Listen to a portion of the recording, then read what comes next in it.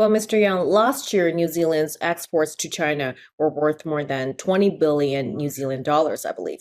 And the New Zealand government has set an ambitious target of doubling its exports to China by value within the next 10 years. So, how can this goal be achieved?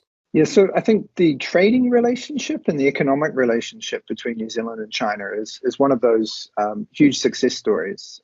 So two-way trade last year was something like 38 billion, which for some large countries perhaps won't seem like a lot, but for a small country like New Zealand, that's a really sizable proportion of our trade. And the new government that we have here in New Zealand, the coalition government, have set that target of doubling exports to the world over the next 10 years with the value of those exports. And of course, China as New Zealand's number one trade partner, taking well over a quarter of all New Zealand exports is a key component of achieving that goal. So I think there's a few different areas.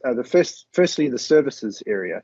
And there has been some discussion between New Zealand and China of upgrading the free trade agreement to liberalize the services component of that agreement. And I think that would be very encouraging for services industries, particularly some new areas like gaming or healthcare.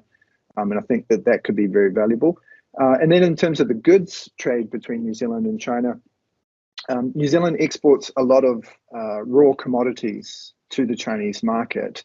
But at the same time, there's a lot of value-added products which are enjoyed by Chinese consumers. And so I think a focus on exporting more value-added products to the Chinese market could ensure long-term sustainable growth in that relationship. Well, during his visit in March, Chinese Foreign Minister Wang Yi called China's ties with New Zealand a force for stability in a turbulent world. So how can this force of stability be maintained?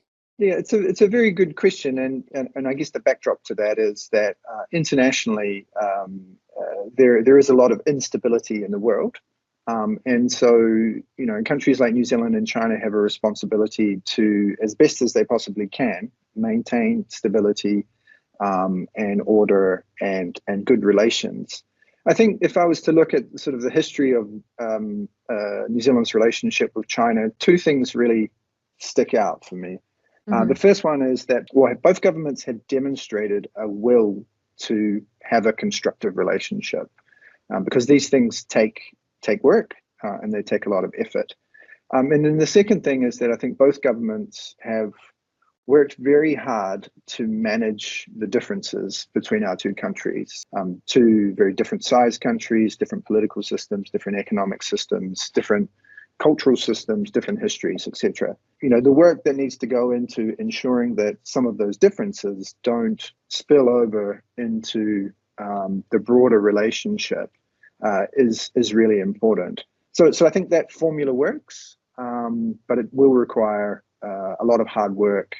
And also, to go back to something we were talking about before, more engagement between the two peoples, better understanding, better knowledge of each other.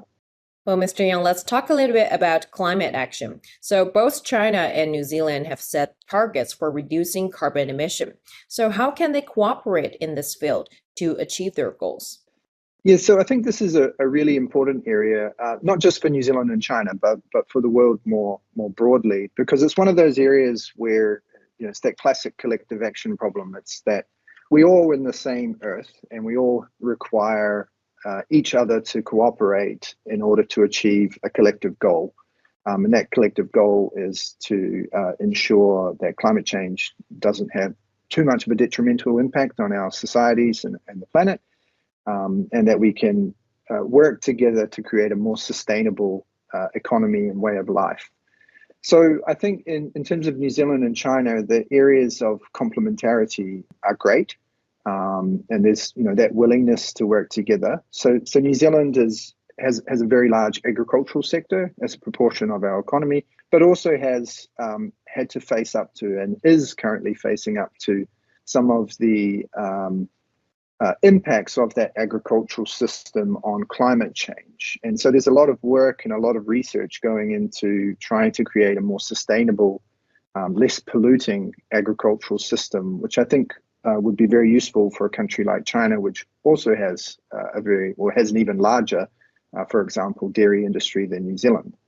And then, of course, for China, China is world leading in renewable energy, especially solar panels and electric vehicles, creating the hardware of renewable energy transition in a way that New Zealand is not, because we don't have that type of manufacturing capability.